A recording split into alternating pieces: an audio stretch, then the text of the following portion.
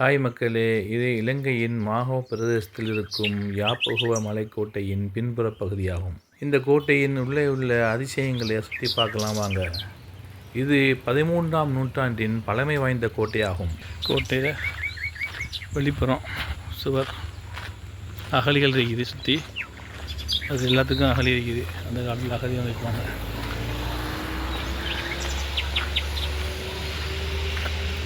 நுழைவாயில் பொதுவாக இலங்கையில் உள்ள 13ஆம் நூற்றாண்டு கோட்டைகள் எல்லாமே தென்னிந்திய பாண்டிய வல்லவ மன்னர்களின் படையெடுப்புக்கு பயந்து தான் அவங்க கட்டி இது உருவாக்குனதாக சரித்திர நூல்களில் குறிக்கப்பட்டிருக்கு. இதுக்குள்ளே முன்னுக்கு நுழைவாயிலுக்குள்ளே வந்தவொடனே மனக்கு விகாரம் ஒன்று இருக்குது. இது பிறகு நிர்மாணிக்கப்பட்ட விகாரி ஆகிக்கும்.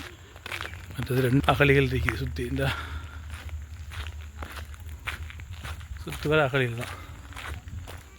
அகழிகளுக்குள்ள முதலைகளும் தண்ணீரும் ஃபுல்லாக இருக்கும். அதுக்குள்ள எதிரி படைகள் வந்து இறங்குனா முதலைக்கு பலியாக நேரிடும்.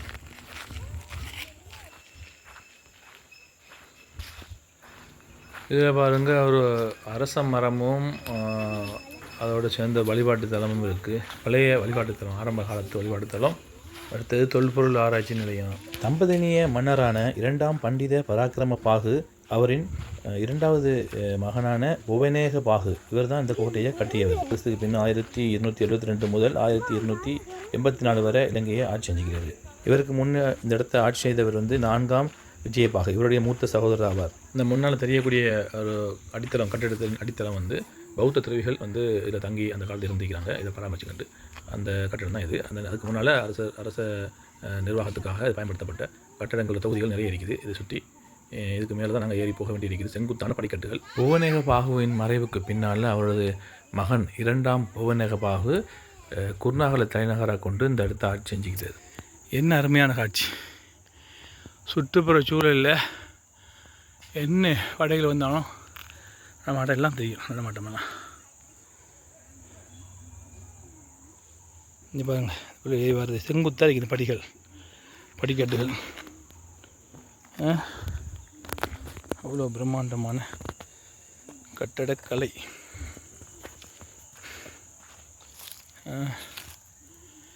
யாப்பகுவ ரொக் இதான். எவ்வளோ அற்புதமான வேலைப்பாடு!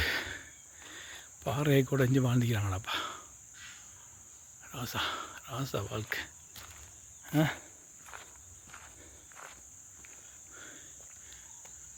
கட்டோவியம், அல்லோவியம், சிவரோவியம். இதுதான் இன்றைக்கி.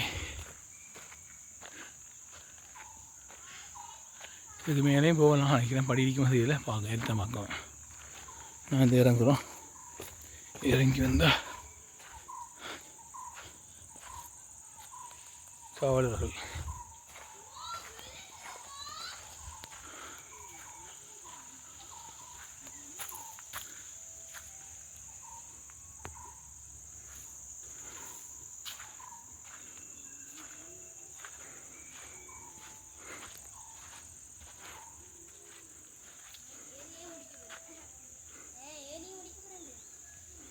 சிங்கத்துடைய சிலை உண்டு. இது ஒரு முழு கல்லில் முழுமையான சிங்கத்தை செதுக்கி எடுத்துக்கிறாங்க.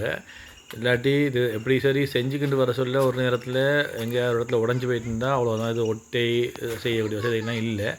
ஆனால் எந்த ஒட்டுமானமும் இல்லாமல் முழுமையாக இதை கல்லாலேயே செஞ்சுக்கிறாங்க. இப்படி கல்லாலே சிங்கத்தை செஞ்சு வச்சுக்கிறாங்க. நுட்பம். அதுக்கு மட்டும் இல்லை, ஒவ்வொரு இடத்துலையும் வேலைப்பாடு.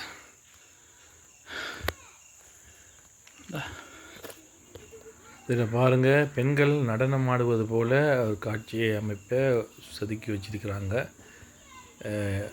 ரொம்ப நுட்பமான ஒரு எடுத்துக்காட்டு அவங்களோட பாரம்பரியம், கலாச்சாரத்தை. வேறு பாருங்கள், வெளிப்பக்கத்தால் இறங்கி இப்படியெல்லாம் ஆபத்தான் நடந்தான்.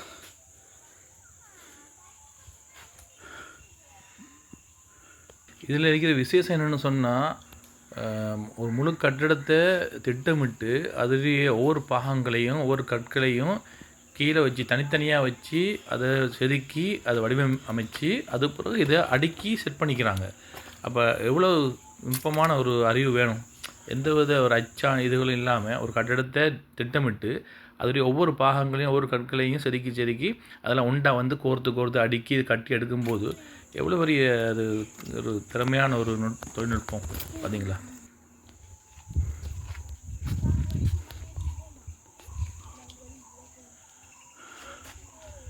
கோட்டையில் வாசல் கதவுண்டா சட்டப்படி தான் இருக்குது. ஆனால் என்ன விசேஷம்னு சொன்னால்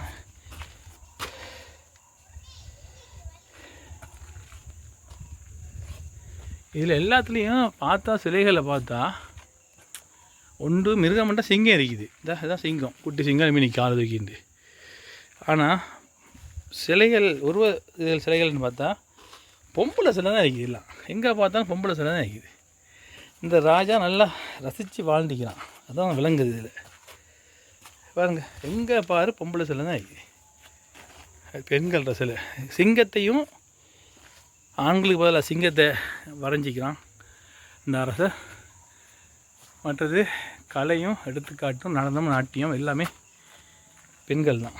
அதனாலே எந்த கீழ்த்துண்டில் எந்த செவரில் பார்த்தாலும் அந்த செவரில் இருக்கிற எல்லாம் பெண்கள சிற்பங்கள் சிலைகள் தான் கூடுதலாக இருக்குது.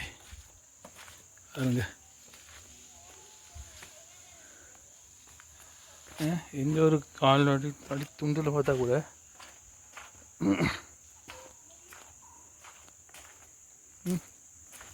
இந்த அதை சிங்கம் கொண்டுட்டு இருக்குது.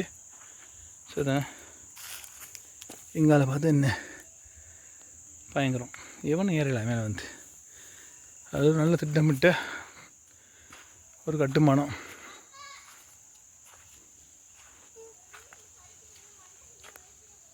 மக்களே, இலங்கையில் சீக்கிரியாவுக்கு அடுத்தபடியாக பாறையில் செதுக்கப்பட்ட ஒரு பிரம்மாண்டமான அதிசயம் இந்த யாப்பகுவ கோட்டை தான். 13ஆம் நூற்றாண்டில் இலங்கையோட தலைநகரமாக இது இருந்திருக்கு. தென்னிந்திய படையெடுப்புகளில் இருந்து நாட்டை பாதுகாக்கிறதுக்காக முதலாம் புவனகபாகு மன்னர் இந்த கோட்டையை ஒரு பெரிய பாறை மேலே கட்டினார்.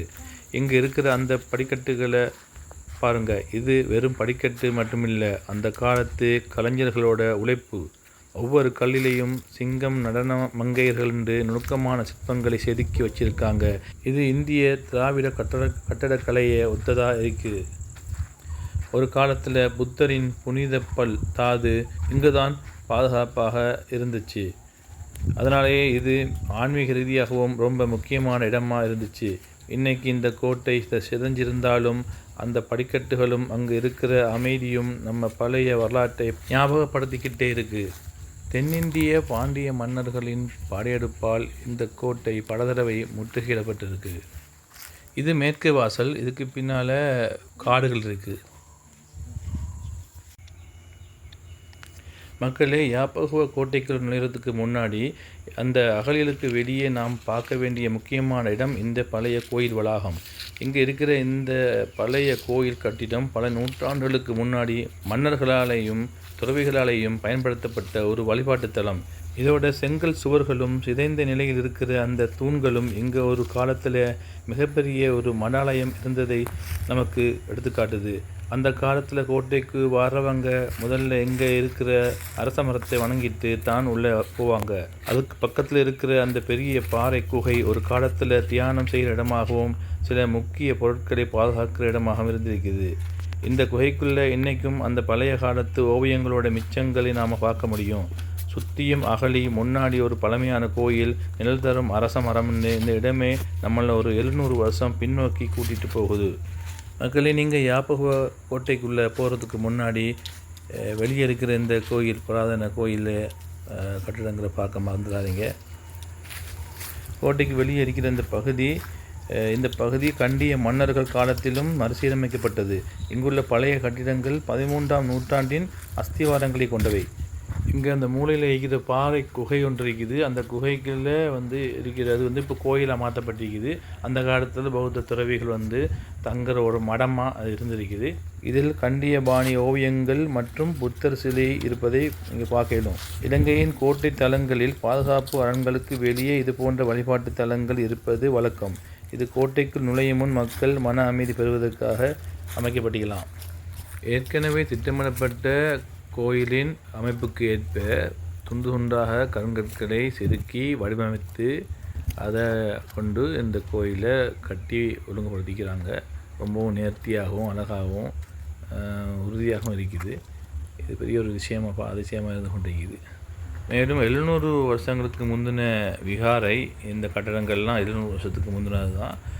இந்த கட்டடத்துக்கு இந்த கோயிலுடைய கட்டடத்துக்கு முந்தின கட்டடமாக இருந்து கொண்டிருக்குது. ரொம்ப பழமையானதாக இருந்து கொண்டிருக்குது. இது சிதிலமடைஞ்சு போயிருக்குது இப்போ. என்னாலும் அந்த இலங்கையில் பௌத்த வணக்க வழிபாட்டு தலத்தில் இதெல்லாம் பழமையான ஒரு அத்தாட்சியாகவும் ஞாபக சின்னங்களாகவும் இருந்து கொண்டிருக்குது.